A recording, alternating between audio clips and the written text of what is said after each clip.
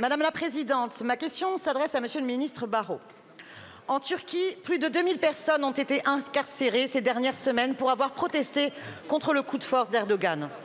Après avoir destitué des dizaines de maires kurdes, emprisonné des milliers d'élus, journalistes, militants, intellectuels depuis des années, le régime s'attaque désormais au maire d'Istanbul, Imamoglu, incarcéré avec une centaine de membres de son parti, juste avant sa désignation comme candidat à la présidentielle face à Erdogan, suite au vote de 15 millions de citoyens dans une primaire. Mais le peuple résiste. Plus de 2 millions de personnes ont manifesté. Je salue le courage de la mobilisation étudiante malgré la répression. En février dernier, une déclaration historique du leader kurde Öcalan ouvrait une voie possible de paix et de démocratie. Mais le régime a décidé d'intensifier sa répression. Face à cette escalade autoritaire, la France doit interpeller la Turquie pour la libération de tous les prisonniers politiques et le respect des droits démocratiques. Il faut aussi exiger que la Turquie cesse ses attaques au mépris du droit international contre le territoire syrien du Rojava, au modèle exemplaire féministe, démocratique et pluraliste qui lutte contre Daesh. L'alliance Trump-Poutine exige de repenser notre stratégie politique, géopolitique, en la fondant sur une vision émancipatrice du monde. Est-ce parce que la Turquie représente la deuxième plus grande armée de l'OTAN avec une solide industrie d'armement et que l'Union européenne lui délègue sa politique migratoire que la France et l'Europe ferment les yeux sur cette dérive totalitaire? Ce serait là un enterrement des principes que nous voulons défendre sur la scène internationale, une impasse, une faute. Monsieur le ministre, vous avez, tout comme le président de la République, dénoncé ces atteintes graves à la démocratie en Turquie. Les médias turcs annoncent que vous recevez aujourd'hui le ministre turc des Affaires étrangères. Quelle pression comptez-vous engager pour soutenir le peuple turc mobilisé et déterminé pour la démocratie, les droits humains et la paix? Merci beaucoup, Madame la députée. La parole est à Monsieur Patrick Mignola, ministre en charge des relations avec le Parlement.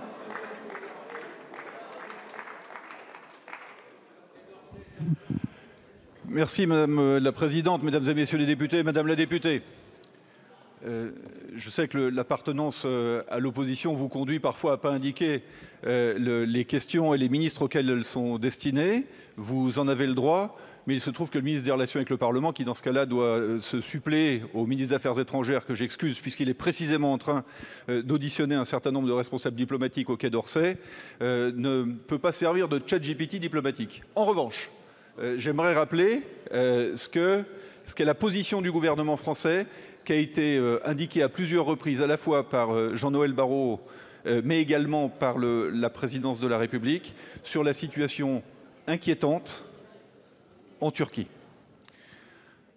Le premier élément, c'est que nous devons prendre toute initiative diplomatique en direction du gouvernement turc pour rappeler la position de la France, qui est celle du respect des principes démocratiques dans tous les pays avec lesquels s'exercent des échanges.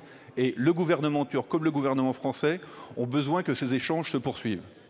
Dans le cadre de l'Union européenne, le respect des droits de l'homme, le respect des valeurs auxquelles nous sommes tous attachés doivent s'exercer, y compris en permettant aux droits des minorités et des oppositions de s'exprimer, a fortiori dans un pays qui a vocation, dans les années qui viennent, à continuer à entretenir des relations avec l'Union européenne.